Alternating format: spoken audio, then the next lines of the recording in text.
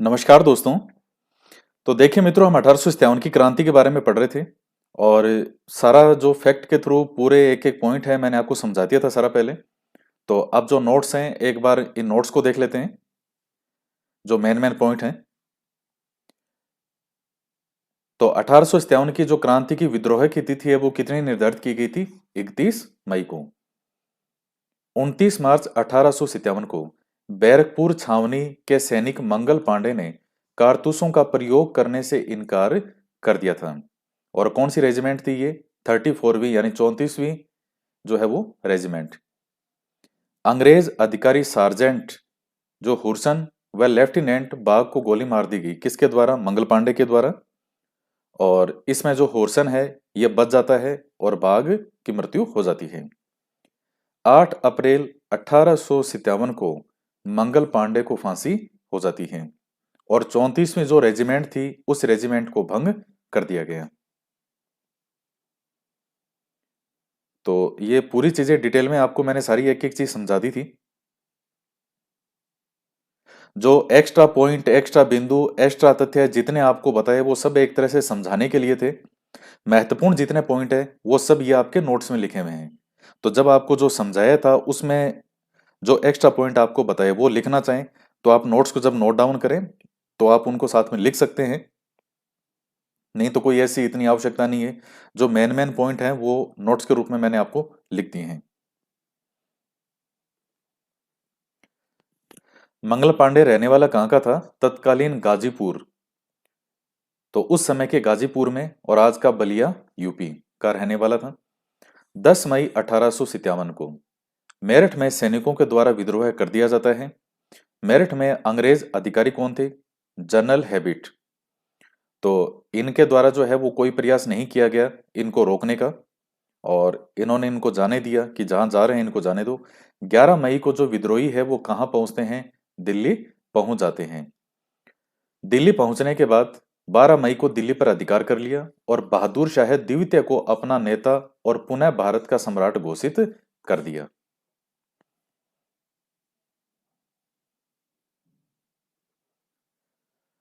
वास्तविक जो नेता है वो कौन था? बख्त खान। इसी बख्त खान का ही दूसरा नाम था खान बहादुर खान। लॉर्ड कैनिंग विद्रोह को दबाने की कोशिश करता है। 20 सितंबर 1857 को दिल्ली पर पुनः अंग्रेजों का अधिकार हो जाता है और जॉन निकलसन जो अंग्रेज अधिकारी था इसकी क्या हो जाती है? मृत्यु। इसके बाद में बंगाल के गवर्नर लॉर्ड एल फिस्टन ने लिखा कि दिल्ली पर पुनः अधिकार के बाद ब्रिटिश सेना के अपराधों का वर्णन नहीं किया जा सकता। इस समय जो नरसंहार हुआ उसकी भयावहता नादिर शाह के आक्रमण से अधिक थी। तो जो नादिर शाह था उसने भी दिल्ली के अंदर इतना भयंकर कत्लेआम करवाया था कि खून की नदियां बहा दी थी, पूरी दिल्ली को लाल कर दिया था उसने खून से। तो उससे तुलना करते हुए कहता है कि इस समय अंग्रेजों ने जो नरसंहार किया वो नादिर शाह के आक्रमण से भी अधिक खतरनाक था। तो ये कथन आपको याद रखना है। किसका है? लॉर्ड एल्फिस्टन का। तो ये बंबई का गवर्नर था उस समय।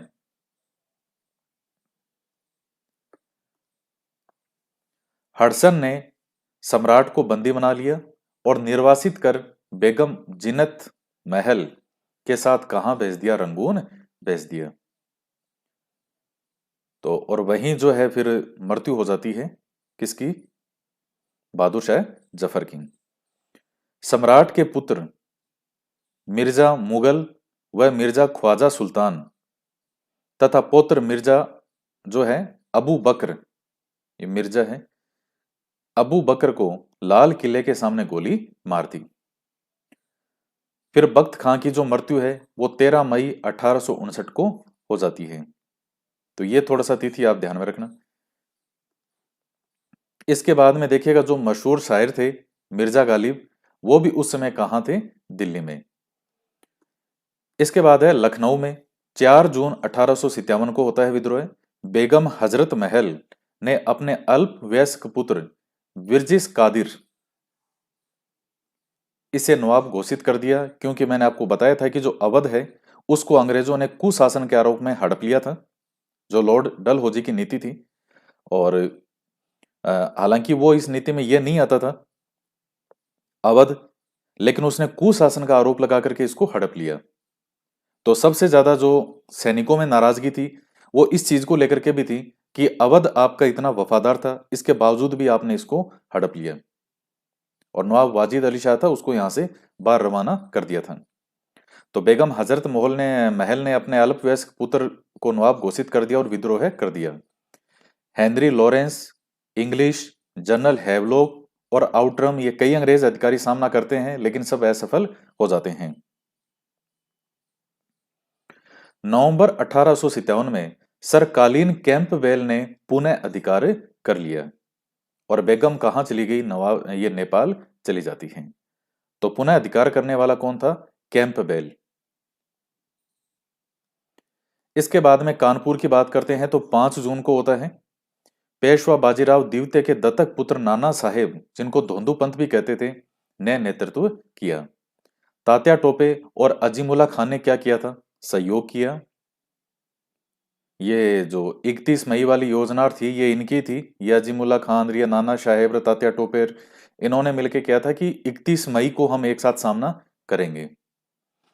हालांकि वो भी देखिएगा कोई 100% नहीं है कि बिल्कुल ऐसा सटीक लिखा मिलता है, लेकिन ये इस तरह की आती है बात कि हाँ इन लोगों ने ऐसा प्लान किया था। ऐसा नहीं है कि हिंदुस्तान के सब लोगों ने, जितने भी क्रांतिकारी थे या कोई सैनिक थे, कि सब ने मिलकर के 31 मई की डेट डिसाइड की थी, ऐसा नहीं है। हैवलॉक और जनरल नील ने अधिकार कर लिया। कहां पे? कानपुर पे, 20 जुलाई को। तो ये हो गया। 27 नवंबर को ग्वालियर की सेना ने कानपुर पर पुनः अधिकार कर लिया। तो फिर 6 दिसंबर 1857 को कैंपबेल ने कानपुर पर अधिकार कर लिया। तो ये सब महत्वपूर्ण महत्वपूर्ण फैक्ट लिखे हैं। सारी कहानी मैंने आपको जो पिछले वीडियोस थे उनमें सब में समझा दिया था। तो यहाँ संघर्ष भी काफी लंबा चलता है। ये ग्वालियर की सेना यहाँ अधिकार कर लेती है, फिर कैंपबेल वापस अधिकार करता है कानपुर पे। नाना साहिब कहाँ चले गए? नेपाल। और तात्या टोपे चले गए थे झांसी। झांसी के अंदर कब होता है विद्रोह? 5 जून 1857 को। रानी लक्ष्मीबाई जो है ये गंगाधर राव की क्या थी? विधवा रानी थी। और तो इनके पति का नाम था गंगाधर राव। अपने दत्तक पुत्र दामोदर राव को झांसी न दिए जाने से नाराज थी। देखिए जो डलहौजी हैं आप जानते हैं उसकी नीति क्या थी? गोद निषेध प्रथा। जो गोद लेते थे यहाँ, उसने उसको गोद निषेध कर दिया कि कोई भी अगर किसी के जैविक संतान नहीं है किसी राजा की, तो उसे अंग्रेजी साम्राज्य के अंदर मिला लिया जाएगा। तो झांसी के साथ भी ऐसा ही था, क्योंकि इनकी कोई जैविक संतान नहीं थी, ये गोद लिया हुआ बच्चा था दामोदर राव। तो इसको अंग्रेजों ने हड़पने की कोशिश की थी। तो इस बात को लेकर के रानी लक्ष्मीबाई है वो नाराज थी। 23 मार्च 1858 को हुरोज आता है। कालपी में हुरोज से है वो रानी पराजित हो जाती है, फिर ग्वालियर चली जाती है और स्मिथ जो है उसको भी पीछे हटना पड़ा। वो भी आया था यहाँ पर सामना करने के लिए। इसके बाद 17 जून 1858 को ग्वालियर दुर्ग के पास रानी की मृत्यु हो जाती है, क्योंकि यहाँ हुरेज जो है वो वापस आया था, तो हुरोज से पुनः सामना होता है यहाँ पे। तो 17 जून 1858 को ग्वालियर दुर्ग के पास में रानी लक्ष्मीबाई की मृत्यु हो गई। तात्या टोपे जो है वो यहाँ से बच निकले और उसके बाद आप जानते हैं कि तात्या टोपे यहाँ भी आए थे राजस्थान, लेकिन उनको वो सहायता नहीं मिली। 2 बार आते हैं तात्या टोपे राजस्थान। और फिर बाद में जो अंग्रेज हैं इनका एक साथी होता है, नरवर के जंगलों से धोखे से इनको गिरफ्तार करवा देता है और फिर 18 अप्रैल 1859 को जो है इनको तात्या टोपे को फांसी हो जाती है। इसके बाद में जनरल हुरोज ने क्या कहा था रानी लक्ष्मीबाई के लिए कि भारतीय क्रांतिकारियों में यहाँ सोई हुई औरत अकेली मर्द है, किसके लिए? रानी लक्ष्मीबाई के लिए। और सोई हुई से मतलब है यहाँ जो वीर गति को रानी प्राप्त हो गई थी उसके पश्चात कहा ये। इसके बाद में देखिए इलाहाबाद की बात करते हैं। तो यहाँ जो है मौलवी लियाकत अली के नेतृत्व में विद्रोह होता है और कर्नल नील द्वारा दमन किया जाता है। फैजाबाद में मौलवी अहमद उल्ला के नेतृत्व में, और इतना भयंकर विद्रोह था इनका, सरकार कंट्रोल में नहीं कर पा रही थी, अंग्रेजी सरकार। तो अंग्रेजों ने 50,000 का इनाम तक घोषित कर दिया था मौलवी अहमद उल्ला पे। ये प्रश्न 50,000 वाला पूछ रखा है परीक्षा में। उसके बाद बिहार की बात करते हैं। जगदीशपुर के जमींदार कुंवर सिंह ने नेतृत्व किया था यहाँ पे। बिहार में सर्वप्रथम दानापुर में विद्रोह शुरू हुआ। ये इंपॉर्टेंट फैक्ट है, पूछा गया प्रश्न है परीक्षा में। कुंवर सिंह ने अत्रोलिया में मिलमैन को हराया। उन्होंने मिलमैन और डेम्स की संयुक्त सेना, मार्क ली ग्रैंड के नेतृत्व की सिख सेना को भी पराजित कर दिया था। तो उसमें सैनिक कौन से थे? सिख सैनिक थे, यहाँ के ही सैनिक थे, लेकिन ये भी आर्मी थी। और उनके हेड कौन थे? तो ये अंग्रेजी थे। 26 अप्रैल 1858 को कुंवर सिंह की मृत्यु हो जाती है।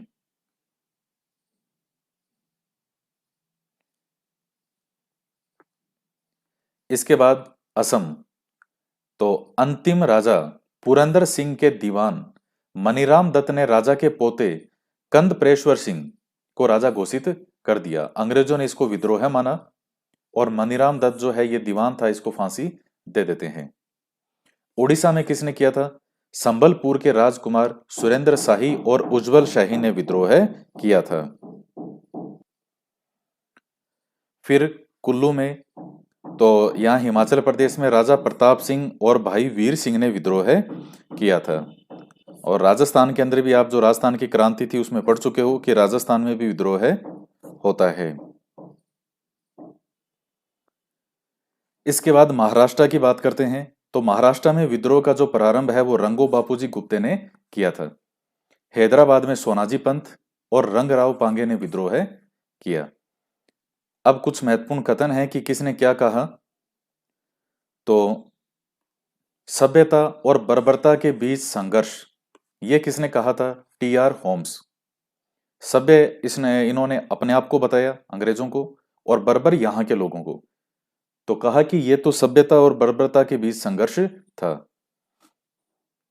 राष्ट्रीय विद्रोह है किसने कहा? बेंजामिन डिजरेली ने। प्रथम स्वतंत्रता संग्राम वी.डी. सावरकर ने। सैनिक विद्रोह है किसने कहा? John Lawrence, V A. Smith, Holmes और ट्रेवेलियन। तो सैनिक विद्रोह कहने वालों में John Lawrence, V A. Smith, Holmes और ट्रेवेलियन है। इसके बाद में तो राष्ट्रीय विप्लव जो है वो कहा था ताराचंद ने। और सामंतवादी प्रतिक्रिया, तो ये किसने बताया था? मेलिसन और जवाहरलाल नेहरू। कि जो सामंत वर्ग था वो असंतुष्ट था, तो केवल सामंतवादी एक प्रतिक्रिया है। तो सबने अपना अपना मत प्रस्तुत किया था। वी.डी. सावरकर है, इनकी बुक थी, बहुत महत्वपूर्ण है उस समय की, the first war of Indian independence. उस समय की क्या, इस पर जो 1857 का जो विद्रोह था इस पर लिखी गई एक बहुत महत्वपूर्ण पुस्तक है ये वी.डी. सावरकर की। तो सबसे ज्यादा जिन्होंने ये कहा कि ये प्रथम स्वतंत्रता संग्राम था, ये कहने वाले वी.डी. सावरकर ही थे। इसके बाद में आर.सी. मजूमदार का एक कथन है कि ये प्रथम राष्ट्रीय समता संग्राम, जिसको आप प्रथम राष्ट्रीय समता संग्राम कह रहे हो, ये ना तो प्रथम था, ना ही राष्ट्रीय था, और ना ही स्वतंत्रता संग्राम था। तो इन्होंने इस रूप में रखा। और बात इसमें देखिए, ना तो राष्ट्रीय था, ना ही पहला है, और ना ही कोई स्वतंत्रता संग्राम है। ये कहने वाले कौन है? आर.सी. मजूमदार।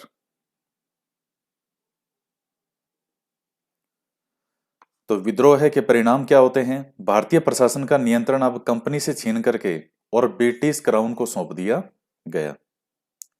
अब ब्रिटिश ईस्ट इंडिया कंपनी है उसका सब समाप्त, और अब डायरेक्ट जो शासन है वो किसका है? जो ब्रिटिश क्राउन है उनका। इंग्लैंड का, ब्रिटेन का। अब कोई कंपनी बीच में नहीं है। गवर्नर जनरल को वायसराय कहा जाने लगा, और पहला वायसराय है वो कौन है? लॉर्ड कैनिंग ही है।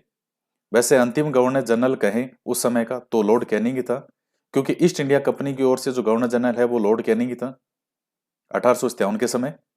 और उसके बाद में जब शासन ब्रिटेन के पास चला जाता है, डायरेक्ट सीधा शासन होता है उसका, तो गवर्नर जनरल का नाम बदल के कर दिया था वायसराय। तो पहला वायसराय कौन है? Lord Canning. सेना का पुनर्गठन करने हेतु पील कमीशन का गठन किया गया। पहले यह अनुपात 5:1 था, और अब यह अनुपात हो गया 2:1, यानी 2 भारतीयों पर 1 यूरोपियन सैनिक। पहले 5 भारतीयों पर 1 यूरोपियन सैनिक था, मतलब यह अनुपात था। और अब जो है वो 2:1 का कर दिया, यानी अगर 100 भारतीय सैनिक होंगे तो 50 उस बटालियन में कौन से होंगे? यूरोपियन सैनिक, ताकि जो शक्ति संतुलन है वो बना रहे। कभी इस तरह की जो ये घटना हुई है 1857 की, ये इस तरह का विद्रोह दोबारा नहीं हो। तो ये है महत्वपूर्ण बिंदु।